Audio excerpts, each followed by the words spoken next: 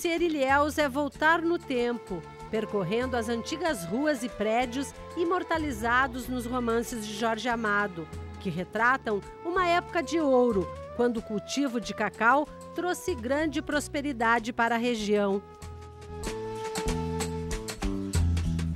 No século passado, a cidade fervilhava de pessoas, dinheiro, luxo e riqueza. O Bataclan era um bordel, com cassinos, mulheres e bebidas. Quando chegavam das fazendas para fazer negócios ou vender cacau, era aqui que os coronéis buscavam diversão.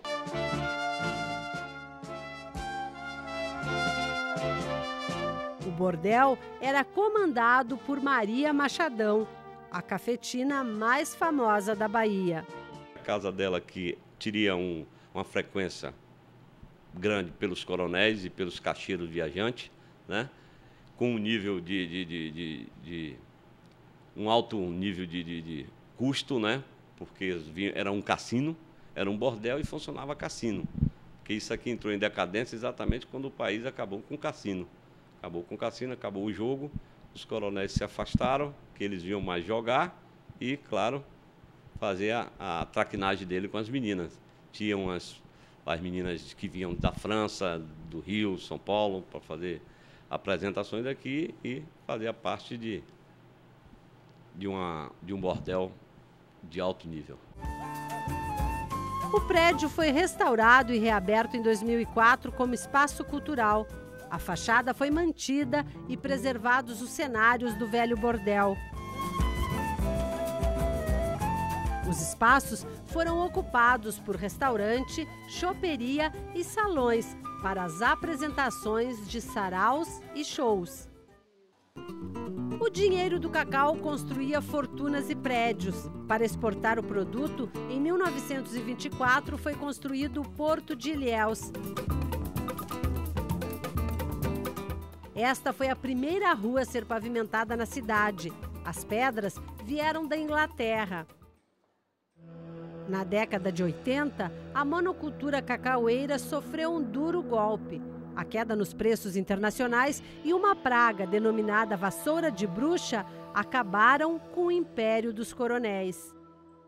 A vassoura de bruxa surgiu, pelo menos foi divulgado, que ela surgiu na fazenda Conjunto Santana, do senhor Nestor Barreto, em 1989. E foi se espalhando ao longo dos anos, mais ou menos uns 3 ou 4 anos depois, ela já estava espalhada pela região toda. E, em função disso, os produtores deixaram de ter crédito, né? Depois do advento da vassoura de bruxo, crédito com custeio, né? E houve uma redução substancial na produção dessas fazendas, chegando a níveis de redução em torno de 95% do que era produzido anteriormente. A praga se espalhou na lavoura cacaueira, deixando muitos agricultores endividados com os bancos.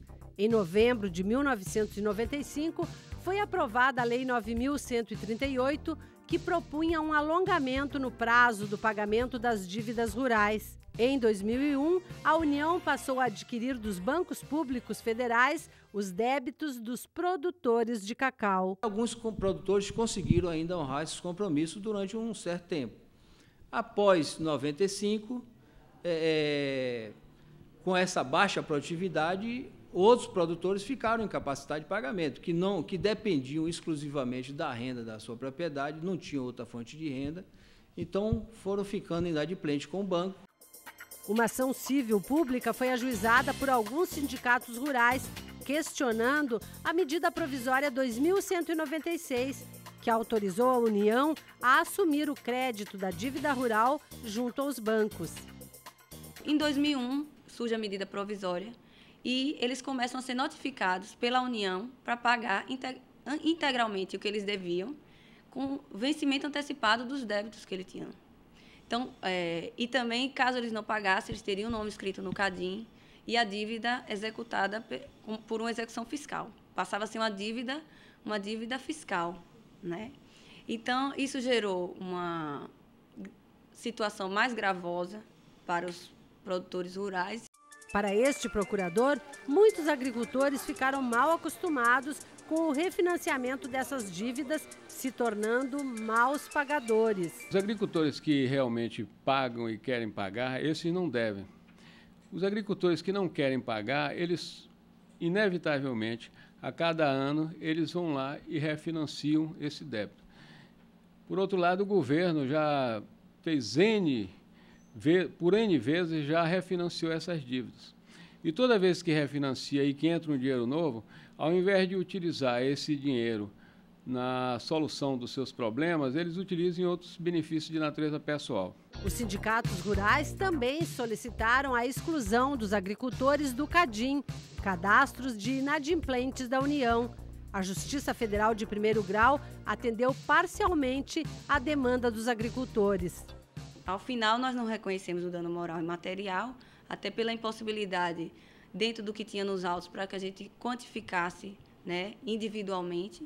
Mas com relação à matéria abstrata das normas que estavam sendo aplicadas, nós verificamos realmente que houve a inconstitucionalidade e até mesmo a ilegalidade na cessão desses créditos.